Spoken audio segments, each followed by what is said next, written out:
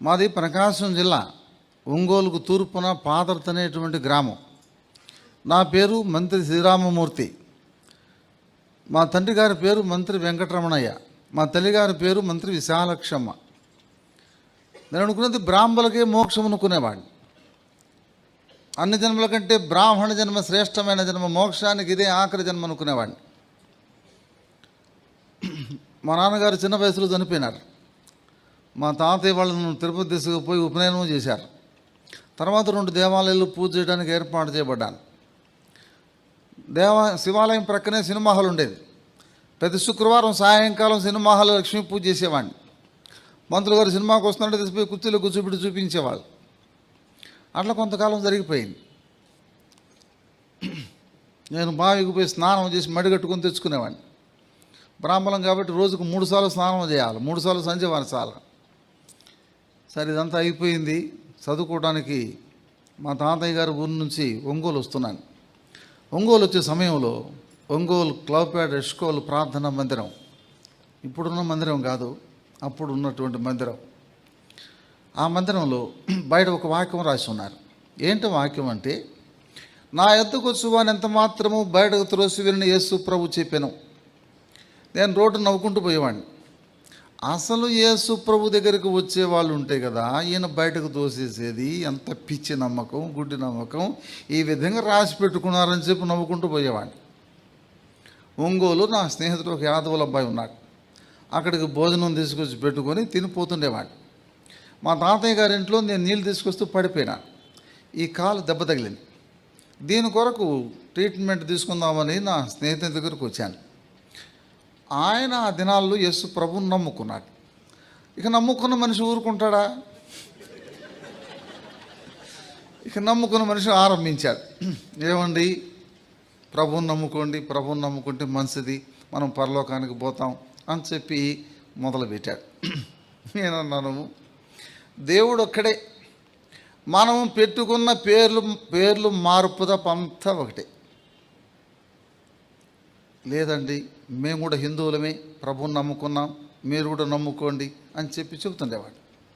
నేననేవాడిని, నువ్వు శూద్రుడివి, నేను బ్రాహ్మణ్ణి, నీకు తిథి, నక్షత్రం, ముహూర్తం, లగ్నం, మంచి రోజు నేను చెప్పాలి, నేను చెప్పింది నువ్వు వినాలి, నువ్వు చెప్పింది నేను వింటమేమిటి అని ఈ విధంగా వాదించేవాడిని. లేదండి, యేసు ప్రభువుని నమ్ముకుంటే మంచిది, ఆయన నమ్ముకుంటే మన పాపాలు పోతాయి అని చెప్పి చెబుతుండేవాడు. అంత సులువుగా ఎండారు బ్రాహ్మలు. నేను అన్నాను, నువ్వు నిద్ర లేవగానే యేసు ప్రభు తండ్రి అని చెప్పి నువ్వు ప్రార్థన చేస్తావు, నేనేమైనా ప్రార్థన చేస్తాను? ఓం కేశవాయ స్వహ, ఓం నారాయణ స్వహ, ఓం మాధవాయ స్వహ, నేను ప్రార్థన చేస్తున్నాయా? దేవుడు అంటే నీకు అభిమానం, నాకు అభిమానమే. మనము చేసే పద్ధతులు మార్పు తప్ప అంతా ఒకటే. ఒకరోజున ఆయన చూడటానికి ఆయన స్నేహితులు వచ్చాడు. వాళ్ళ విశ్వబ్రాహ్మణులు. ఆ అబ్బాయి దేవుని నమ్ముకున్నాడు. ఆయన వచ్చి, ఏమండి, మేము విశ్వబ్రాహ్మణం, దేవుని నమ్ముకున్నాం, మీరు కూడా నమ్ముకోండి అని చెప్పి నాకు చెప్పడం ఆరంభించాడు. నేను అన్నాను, ఏమండి, క్రైస్తవులు ఉన్నారే, తాగుతారు, తిట్టుకుంటారు, అరుచుకుంటారు, కొట్టుకుంటారు. ఏ బ్రాహ్మణ పదాలు చూడండి, తాగటం కానీ, తిట్టుకోవటం కానీ, అరుచుకోవడం కానీ ఉంటుందా? మళ్ళీ మేము ప్రార్థన చేస్తాం, పరలోకానికి పోతామంటారు, మీరు ఎట్లా పరలోకానికి పోతారయ్యా అన్న. అప్పుడు అన్నాడు, క్రైస్తవులందరూ పరలోకానికి పోరండి, ప్రార్థన చేసే వాళ్ళందరూ పరలోకానికి పోరు, మారు మనసు పొంది రక్షణ పొందిన వాళ్ళే పరలోకానికి పోతారండి అన్నాడు. నేను అన్నాను, మీరు జీవహింస చేస్తారు కదయ్యా, పొద్దున్న లేతే దేనో దాన్ని కోసుకొని తింటారు, ఎంత పాపం. మేము పరలోకానికి పోతామంటారు, ఎట్లా పోతారు పరలోకానికి అన్నాను. దేవుడు వాటిని కూరగాయలు ఇచ్చినట్టుగా ఇచ్చాడు. ఇష్టమైతే తినచ్చు, కష్టమైతే మానేయచ్చు. మన ఆలోచనలు, మన తలంపులు పాపంలోకి నడిపిస్తాయి. ప్రభువుని నమ్ముకుంటే మన పాపాలు పోతాయండి అన్నాడు. నేనన్నాను, ఏముంది, భక్తి వైరాగ్యం చేయాల్సిన వయసు వృద్ధాప్యం. ఇప్పుడు నా వయసు ఎంత? 19 సంవత్సరాలు. ఇప్పుడు ఎందుకు ఈ భక్తి? నా వృద్ధాప్యంలో చూసుకుందామన్నాను. ఆయన అన్నాడు, ఒక మంచి మామిడి పండు ఉందనుకోండి, మీకు ఇస్తే సంతోషం, పండంతా నేను తినేసి ఆ మిగిలిపోయింది మీకు ఇస్తే సంతోషం. అలాగే వయసు అంతా లోకానికి పాపానికి ఇచ్చే ముసలి వయసులో తండ్రి దేవుడు అని చెప్పంటే దేవునికి మాత్రమే సంతోషం అండి, చిన్నప్పుడే నమ్ముకోవాలన్నాడు. సరే, ఈ మనిషి వదిలిపెట్టట్లేదని చెప్పి ఏం చెప్పినా తెలుసా, ఎప్పుడు సార్ నమ్ముకుంటాలేండి అన్నాను. ఎందుకంటే ఆయన పంపించాలి కదా, వెళ్ళిపోయినాడు. నేను ఏ బోర్డు చూసి ఎగతాళి చేస్తూ వచ్చానో ఆ మందిరంలో ప్రత్యేక కూడికలు నా స్నేహితుడు ఆహ్వానించాడు. అయ్యా, మా మందిరంలో ప్రత్యేక కూడికలు, మంచి వాక్యం చెప్తారు, మనం పోదాం రా అని. అంత సులువుగా వస్తారు బ్రాహ్మలు. సరే, బ్రాహ్మణం ఏంటి, చర్చికి పోవడం ఏంటి, మనం చర్చికి పోతే మన కులస్తులు మన బంధువులు రానేస్తారు, చర్చికి పోకూడదు అనుకున్నాను. కానీ ప్రభు ఎట్లా తీసుకుపోయాడంటే, వినదగును ఎవరు చెప్పినా వినంత వేగిపడక వివరింపదగును. మంచి మాటలు వినసగదా తప్పే ఉంది, మనమే మతం తీసుకుంటామో చేరతామా, పోయి ఆలకిద్దామని చెప్పి వచ్చాను. నేను నా స్నేహితులు ఇద్దరం వచ్చాం. పాటలు అయిపోయినాయి, మనలాగానే చక్కగా పాడారు. పాటలు అయిన తర్వాత విజయవాడ బెంజమిన్ గారు లేచి నిలబడి వాక్యం చెప్పడానికి ఆరంభించాడు. నేను ముందు కూర్చున్నాను. ఏమనుకుంటున్నాను తెలుసా, వాళ్ళు చెప్పేది కేవలం వాళ్ళ దేవుని గురించే చెప్తారు. మన దేవుళ్ళు మన దేవత గురించి చెప్తారా? చెప్పనే చెప్పరు. కాబట్టి వాళ్ళ దేవుడు చెప్పేటప్పుడు మనం ఎందుకు వినాలా అని చెప్పి ముందు కూర్చొని నిద్రపోయినాను. నిద్రపోతే ఏమని అర్థమవుతుందమ్మా, నిద్రపోయినోడు చచ్చినోళ్ళతో సమానం. నాకేం అర్థం కాల. మీటింగ్ అయిపోయింది. శనివారం నాడు మళ్ళీ పిలిచాడు. అయ్యా, ఈరోజు ఇంకొక ఆయన చెప్తాడు రాయా అని. రెండో రోజు ఎలా వచ్చానంటే, నిన్న నిద్రపోయినాం, మనకేం అర్థం కాల, వాళ్ళు ఏం చెప్పిందో మనం వినలా, అసలు ఈరోజు విందాం పోయి అని చెప్పి శనివారం నాడు వచ్చాను. ఆ రోజు గుంటూరు దైవ సేవకుడు సువన్రావు గారు వాక్యం చెప్తున్నాడు.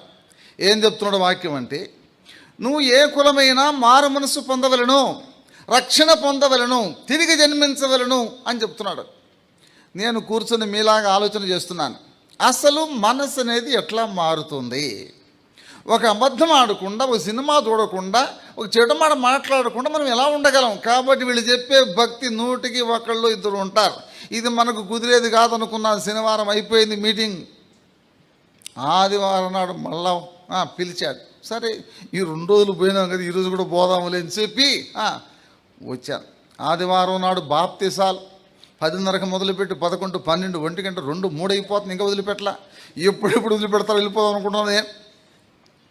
ఆ చివరి మీటింగులో దేవుని వాక్యం చెప్తున్నాడు దేవుని సేవకుడు.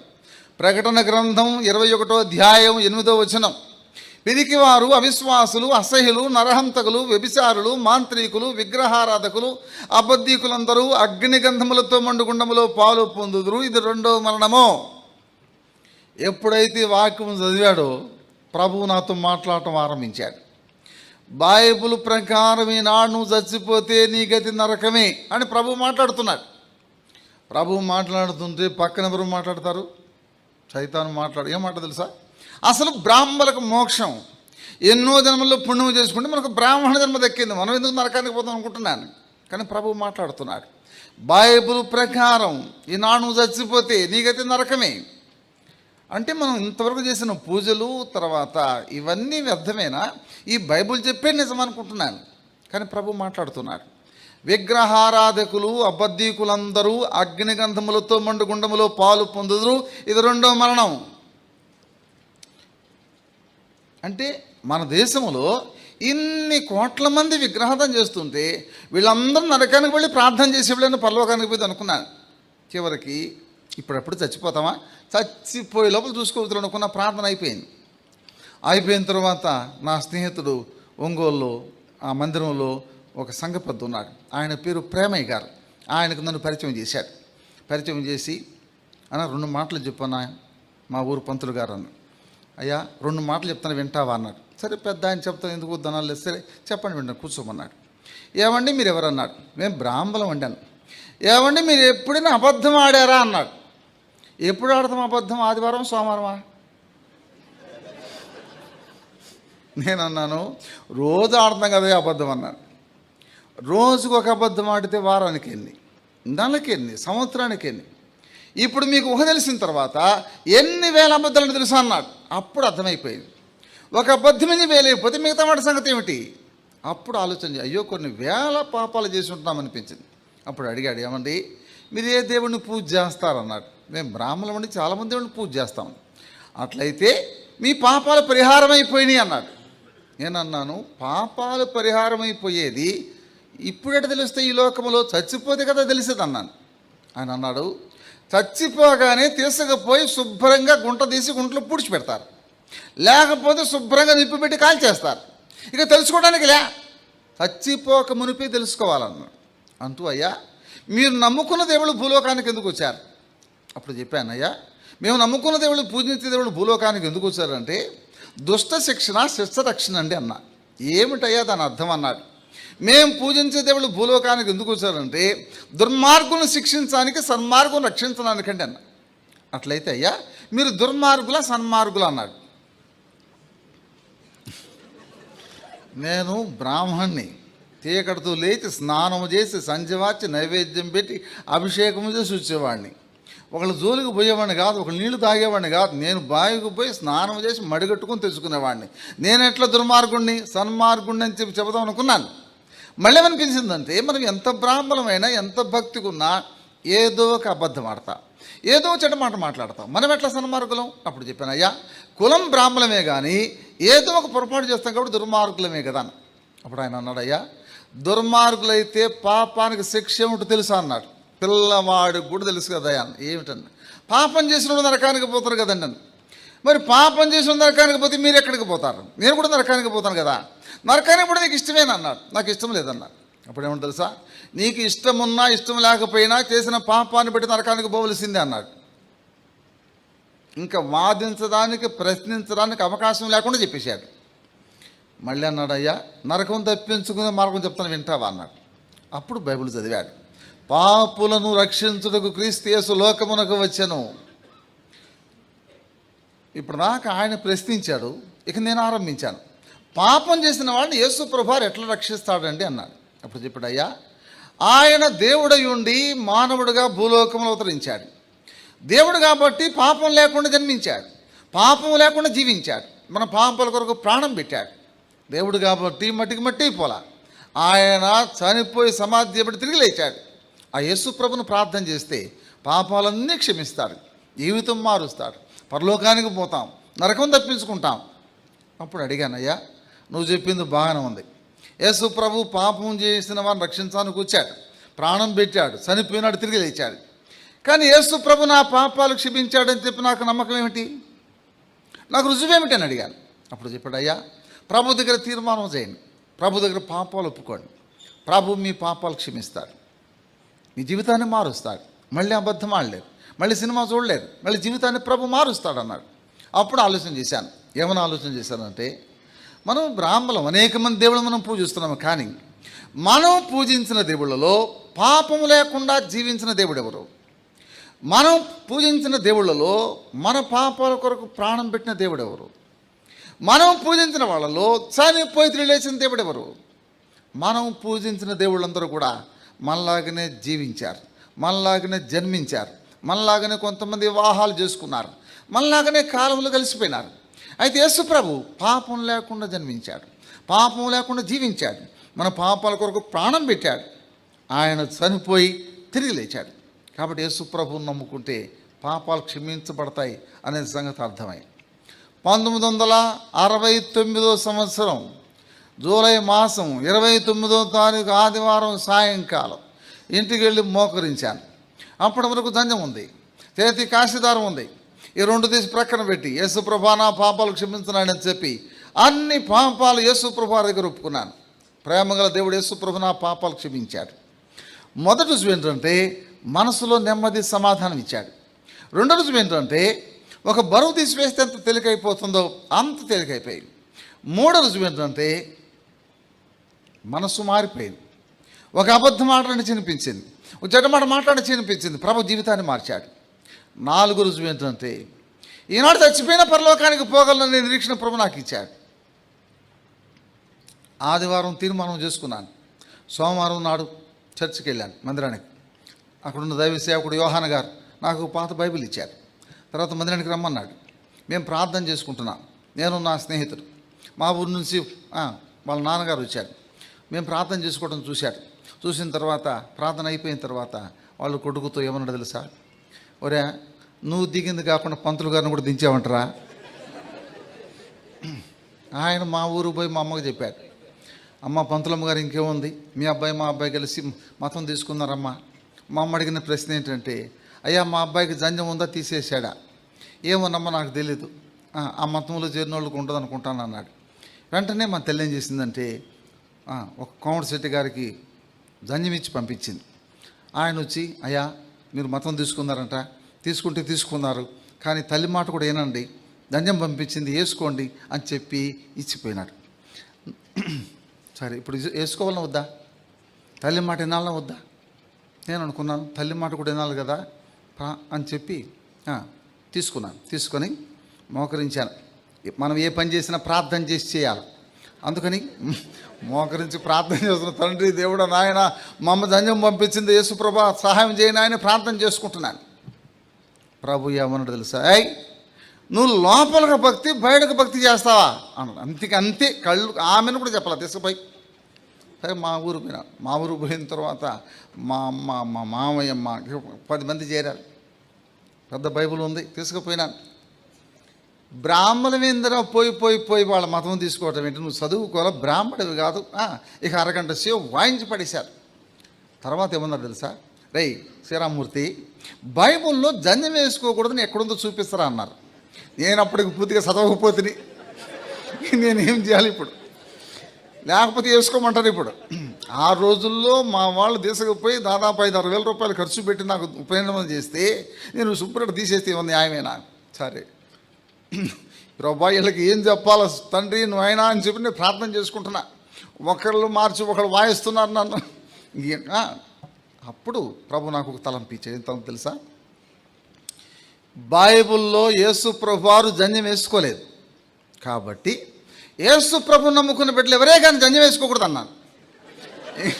ఇక మా వాళ్ళు మరి మాట్లాడాల. సరే నీ కర్మరా అన్నారు. సరే మా అమ్మ అన్నది, ప్రాణాయన కాళ్ళు కొడుకు భోజనం చేద్దుగా అన్నది. సరే కాళ్ళు కొడుకున్నా, భోజనం ఎక్కడ పెట్టాలి? ఇంట్లో పెట్టాలా బయట పెట్టాలా? బయట ఇస్తాకేసి పెడుతుంది. నీ అన్నమారు గాలం అనాలనా లేకపోతే ప్రార్థన చేసుకొని తినాలనా?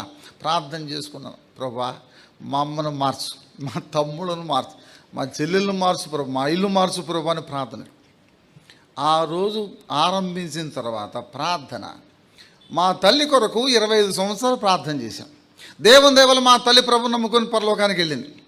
మా చెల్లెల కోసం 30 సంవత్సరాలు ప్రార్థన చేశాను. వేంపల్లిలో ప్రార్థన బాప్తిసం తీసుకుని ప్రార్థనకు పోతుంది.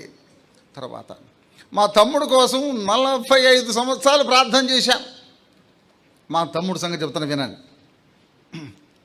ఎన్ని గంటలు ముగిసాల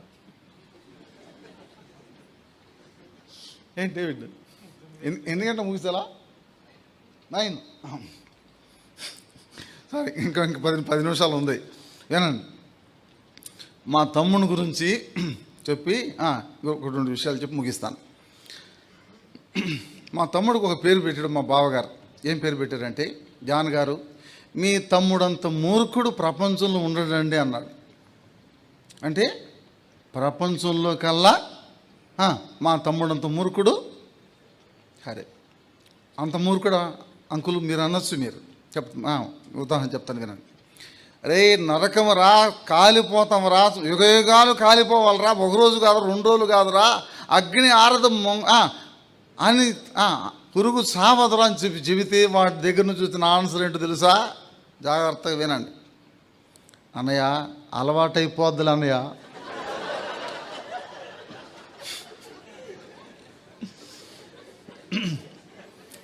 ఇటువంటి రిప్లై మీరు ఎక్కడ వినుండరు. అర్థమైందా? ఇప్పుడు అలాంటి వాడి కోసం ప్రార్థన చేయాలా వద్దా? చెయ్యాలి. ప్రార్థన చేశాం. సంక్రాంతి పర్వదినం ఫుల్లుగా తాగాడు, పేకాట ఆడుతున్నాడు. ఉదయం 10:30కే నోరు కాలు చెయ్యి 3 పడిపోయినాయి. వెంటనే హాస్పిటల్ తీసుకుపోయినారు విజయనగరం. వెంటనే భార్య ఫోన్, బావగారు ప్రసాద్కి సీరియస్ అయిపోయింది, వచ్చి ప్రార్థన చేయండి అని. నేను నా భార్య వెళ్ళాం హాస్పిటల్కి. హాస్పిటల్లో బెడ్ మీద ఉన్నాడు.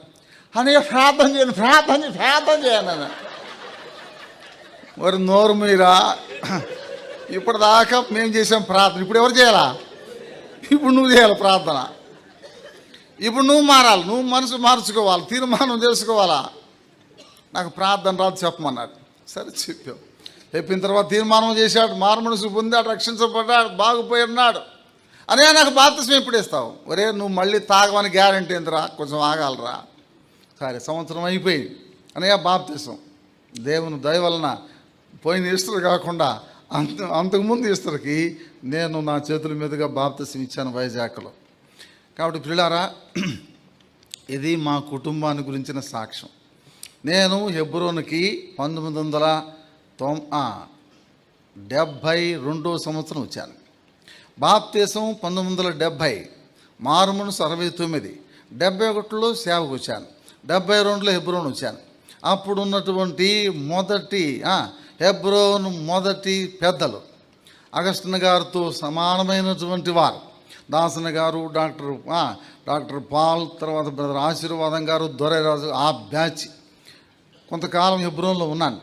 తర్వాత బక్సింగ్ గారు మళ్ళీ ఒంగోలు పంపించాడు. తర్వాత ఒంగోలులో కొంతకాలం ఉన్నాను. అక్కడి నుంచి పొదిలి, అక్కడి నుంచి కందుకూరు, అక్కడి నుంచి మైదుకూరు, అక్కడి నుంచి రేణుగుంట, ప్రస్తుతం విశాఖపట్నం. ఇది నేను ప్రభువు నమ్ముకున్న తర్వాత ఇది 50వ సంవత్సరం. ఈ 50 సంవత్సరాలు ప్రభు ఎట్లా నడిపించాడు అనేది ప్రభుత్వమైతే మళ్ళీ ఎప్పుడైనా మీతో సాక్ష్యం పంచుకుంటాను. దేవుడి మాటలు దీవించునుగాక.